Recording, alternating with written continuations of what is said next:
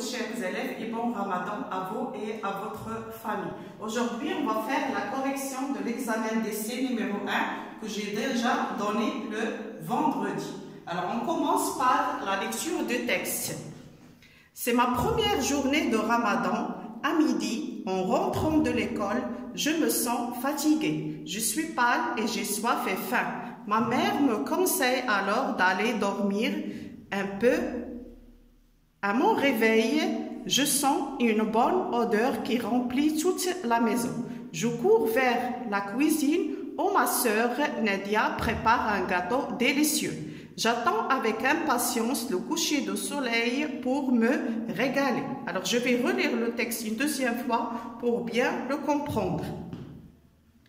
C'est ma première journée de ramadan. À midi, en rentrant de l'école, je me sens fatiguée. Je suis pâle et j'ai soif et faim. Ma mère me conseille alors d'aller dormir un peu. À mon réveil, je sens une bonne odeur qui remplit toute la maison. Je cours vers la cuisine où ma sœur Nadia prépare un gâteau délicieux.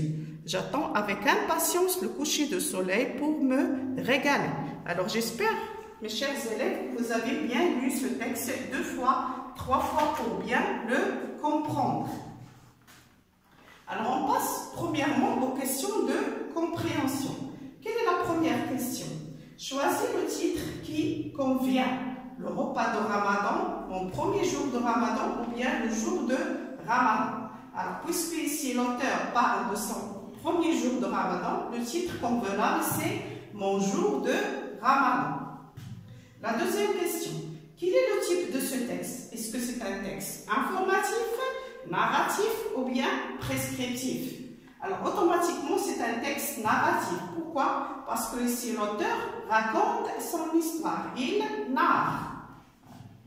La question numéro 3. Quel est le genre de ce texte? Est-ce que c'est un journal, une lettre ou bien un récit vécu?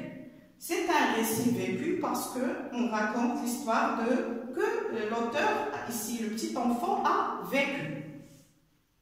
La question numéro 4. L'enfant a-t-il pris son petit déjeuner? Pourquoi? Non, il n'a pas pris son petit déjeuner car c'est Ramadan et il jeûne.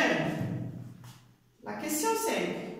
De quel jour parle-t-on dans ce texte? Alors, on parle, parce que c'est le Ramadan, on parle du premier jour de Ramadan. 6. Où se passe la scène? La scène se passe à la maison. 7.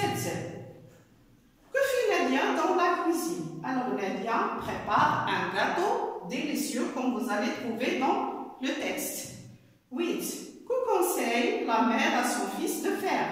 La mère conseille à son fils d'aller dormir un peu. Pourquoi? Parce qu'il a soif et faim. Maintenant, on va passer à l'activité réflexive sur la langue. On commence par le lexique. La question c'est dans l'antonyme de mot souligné. Alors le mot souligné ici dans la phrase c'est ma première journée. L'antonyme, comme on a déjà expliqué mes chers élèves, que c'est le contraire. Alors le contraire ou bien l'antonyme de première c'est ma dernière journée. Je vais le souligner. L'antonyme de mot première c'est dernière. Trouve le féminin de mot suivant. Délicieux. Délicieux est un adjectif. Au masculin.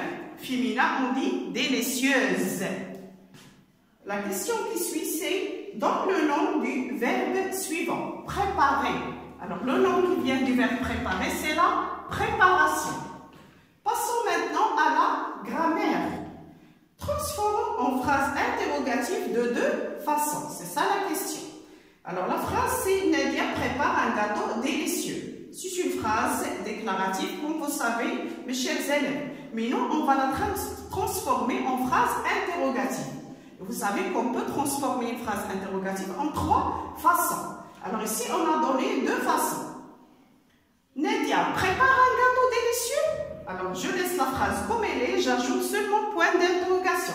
C'est l'interrogation par intonation.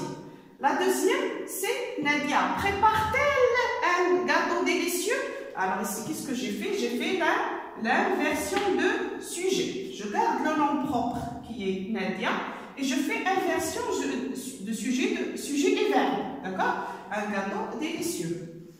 Ou bien je peux ajouter l'expression est-ce que dire est-ce que Nadia prépare un gâteau délicieux? Alors la question qui suit exprime la comparaison par un rapport de supériorité. Il faut faire attention. Un rapport de supériorité, ce n'est pas infériorité. Ma première journée était plus longue que les autres jours. Alors vous avez ici plus et que. Ce sont des expressions qui expriment la supériorité, des expressions de comparaison. La question qui suit, voilà, écris la phrase suivante, c'est la forme négative. J'ai faim et soif. J'ai faim et soif. Alors, la réponse est je n'ai ni faim ni soif. C'est une phrase négative. Alors, qu'est-ce qui m'a permis d'écrire ne ni ni? C'est la conjonction de coordination qui est et qui se trouve dans la phrase affirmative. L'autre question, c'est souligne les compléments et donne leur nature dans cette phrase. Ma sœur nous a préparé un délicieux gâteau. Alors, ma sœur nous a préparé un délicieux gâteau. Pour trouver le COD, je pose la question qui ou quoi? Ma sœur nous a préparé quoi? Un délicieux gâteau. Alors, puisque ici il s'agit d'une chose, je pose la question quoi après le verbe pour trouver le COD. Alors, un délicieux gâteau, c'est un COD. Et le COI, c'est un pronom. Il est sous forme d'un pronom. Ma sœur nous a préparé un délicieux gâteau à qui? À nous. Alors, je pose ici la question à qui? Vous allez remarquer que le COD ici est un pronom qui est placé avant le verbe. Voilà, l'autre question c'est souligne le sujet et donne sa nature. À mon réveil, je sens une bonne odeur. Alors, à mon réveil, qui sent une bonne odeur? C'est je, c'est moi. Alors, je, ici, c'est un sujet. Il est sous forme d'un pronom. Sa nature, c'est un pronom. Voilà. Alors, l'autre question, c'est transforme en phrase impérative. Tu dois attendre avec impatience. Alors, pour transformer cette phrase en une phrase impérative, je dois mettre le verbe à l'impératif. C'est le verbe attendre. Alors, je vais dire attends avec impatience. Ici, le verbe est conjugué à l'impératif à la deuxième personne du singulier. Passons maintenant à la conjugaison. Passons maintenant à la conjugaison. Alors, le premier exercice, ou bien la première phrase, c'est mets les verbes soulignés au temps demandé. Je suis pâle et j'ai soif et faim. Alors ici, le verbe être qui est souligné et le verbe et l'auxiliaire avoir, le verbe avoir, sont au présent. Nous, on doit les mettre à l'imparfait.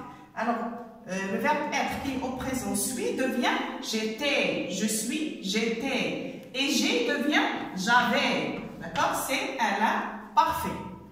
Deuxième question, ou bien deuxième phrase. Nous attendons avec impatience le coucher du soleil. Alors ici, je dois mettre la phrase en quel temps au passé composé. Alors le verbe attendre ici, c'est un verbe, comme vous savez mes chers élèves, c'est un verbe de troisième groupe. Pour le conjuguer au passé composé, je dois mettre nous avons attendu. L'auxiliaire plus de participe passé, avec impatience le coucher du soleil. La question qui suit, ou bien la phrase qui suit, tu vas au lit pour se reposer. Alors ici, le verbe lire, ou bien le verbe aller, je dois le mettre à l'impératif présent. À l'impératif présent, on dit va, allons, aller. Voilà, va, mais sans S. Quand est-ce qu'on met S? C'est suivi de pronom Y. Va au lit pour se reposer. La phrase qui suit, ou bien maintenant, je dois mettre les verbes au temps convenable. L'enfant ne, le verbe être, entre parenthèses, pas trop fatigué s'il dormait un peu. Alors, puisque j'ai à la fin s'il dormait un peu, c'est plus un verbe qui est à l'imparfait. Alors, automatiquement, l'autre verbe doit se mettre au conditionnel présent. Comme vous savez, mes chers élèves, on a déjà dit cette règle, si plus imparfait plus conditionnel présent. Alors, l'enfant ne serait, c'est le verbe être au conditionnel présent, suivi de si plus l'imparfait. La phrase qui suit. Quand le soleil se couchera, toute la famille, entre parenthèses, le verbe à l'infinitif se mettre à table. Alors, puisqu'on a le verbe qui est le premier verbe qui est conjugué au futur, le deuxième verbe aussi doit être conjugué au futur. Quand le soleil se couchera, toute la famille se mettra. C'est le verbe se mettre au futur. L'orthographe. Mais ce qui est souligné au pluriel. Alors, qu'est-ce qu'on a souligné dans la première phrase?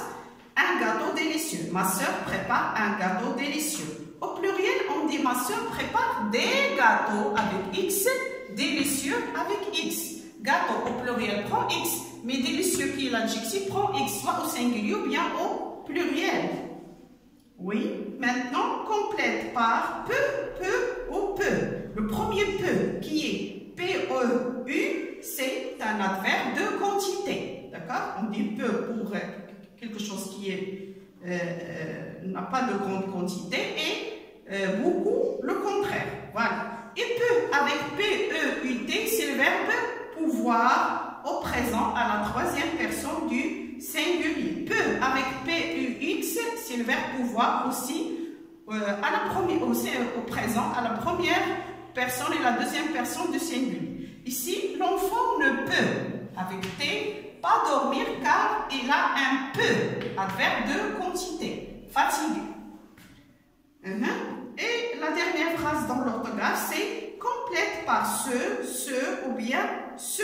Alors, ce gâteau, ici, ce c'est un adjectif démonstratif. Ce gâteau est délicieux, on va bien se régaler. Ce ici, c'est un pronom réfléchi qui précède toujours un verbe pronominal. Voilà, mes chers élèves, la correction pour aujourd'hui. Alors, pour la production écrite, on va la faire une deuxième fois ou bien une autre fois.